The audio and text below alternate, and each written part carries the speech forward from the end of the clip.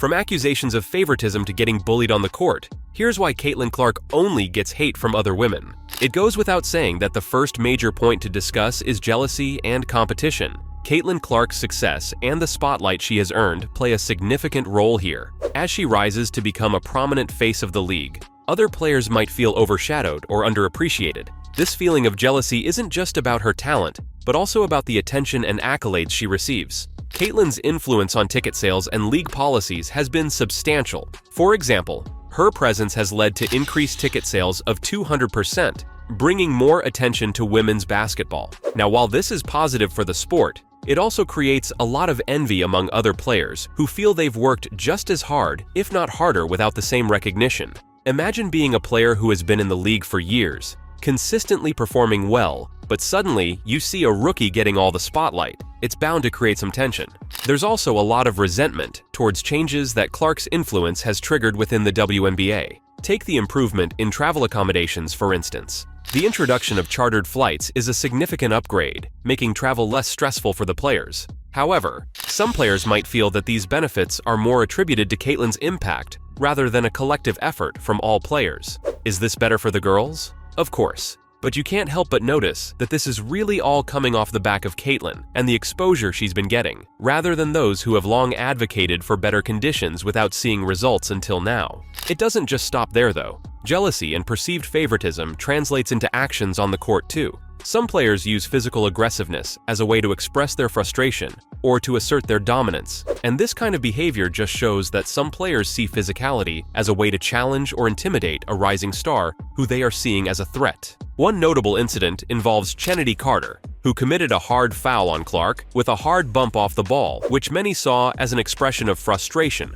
or an attempt to intimidate the rising star. This incident was widely discussed and highlighted how physical aggression can be used to send a message on the court. Carter's actions were interpreted as more than just a competitive play, but rather as a statement about how she feels regarding Clark's growing influence in the league. Lynette Woodard, a Kansas Jayhawks legend, sparked controversy with her comments about Clark breaking her all-time scoring record. Woodard initially implied that Clark's record was not as significant as hers, which was seen as a way to downplay Clark's achievements. Although Woodard later clarified her remarks, the initial comments were perceived by many as an attempt to discredit Clark's accomplishments, although Woodard probably only clarified her remarks because of the online hate she was getting. Diana Taurasi, a WNBA veteran, also made headlines by expressing that she would have preferred UConn star Paige Bueckers over Clark if the two had been in the same draft class, downplaying how good Clark really is. Another significant moment was during a game against the Chicago Sky. In a highly anticipated rematch, Angel Reese of the Chicago Sky committed a flagrant 1 foul on Clark. The foul happened late in the third quarter when Clark was driving toward the basket, and Reese, attempting to block the shot, missed the ball and struck Clark's head instead. This incident sparked immediate controversy and criticism on social media, with some fans calling Reese's action an assault and others arguing it was simply a part of the game. In the WNBA, the approach to aggression and competition differs significantly from the NBA. While aggression towards prominent figures like LeBron James in the NBA is often seen as a challenge or a mark of respect, similar actions toward Caitlin Clark in the WNBA are viewed more negatively. This cultural difference could stem from the different ways male and female athletes are socialized to handle competition. In the NBA, physical confrontations and aggressive plays are sometimes celebrated as part of the game's intensity. However, in the WNBA, such behavior can be perceived as unsportsmanlike, particularly when directed at a player who is rapidly rising like Clark. Now look, LeBron James has recently been becoming more of a sook lately after getting bumped or throwing a tantrum, but typically speaking, the intensity the men play with is accepted. When it comes to the WNBA though, there has been a large spike in the women who are solely coming after Clark, online or in person. Another thing to consider is the impact of Clark's rise on traditional team dynamics and hierarchies within the league. Caitlin's recent growth to stardom disrupts established norms and hierarchies, causing friction among veteran players who feel their status is threatened. Imagine being a seasoned player who has worked hard to earn respect and establish a place within the team, only to see a newcomer quickly become the center of attention. Veteran players, who have long been the faces of their teams, will feel sidelined or overshadowed by the media's focus solely on Clark.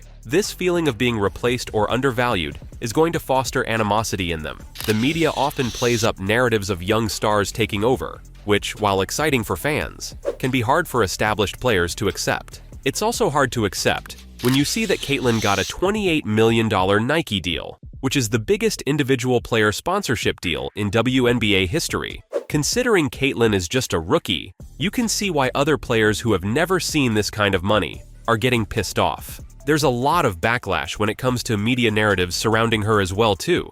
The media often portrays Clark as a transformative figure in the league, which really rubs it in the face of other players. This portrayal leads other players to feel undervalued and frustrated that no matter how good they might be, they are being overshadowed and undervalued. The media spotlight can sometimes create a skewed image of a single player being responsible for the league's success, which is rarely the case in a team sport. The media's role in this dynamic is crucial. By continuously highlighting Clark's achievements and framing her as the future of the league, they really contribute to the perception that she is being favored and the chosen one, which kinda happens when you come up with a term like the Caitlyn Clark effect. This media-driven narrative just leads to more jealousy and fuels more negative comments and attitudes from other players who eventually take it out on her on the court or in press conferences and online. The unique challenges Caitlyn Clark faces in the WNBA are deeply rooted in various dynamics. From accusations of favoritism to the disruption of traditional league dynamics, there are several reasons why Caitlyn Clark seems to receive negative attention primarily from other women in the league.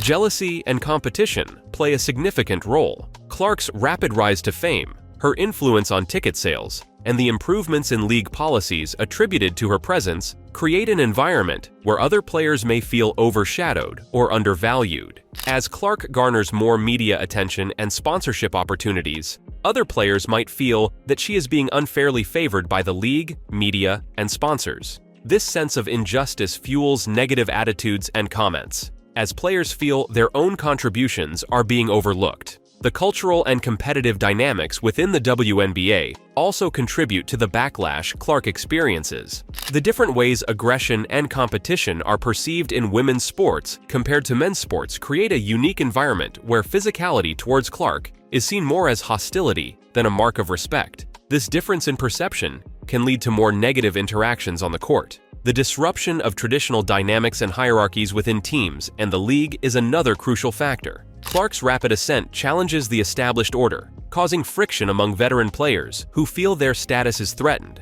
which is most likely why Clark was snubbed from the Paris Olympic team. Clark's disruption is clearly fostering resentment and negative feelings as players struggle to maintain their place within the team hierarchy. Media narratives further complicate the situation.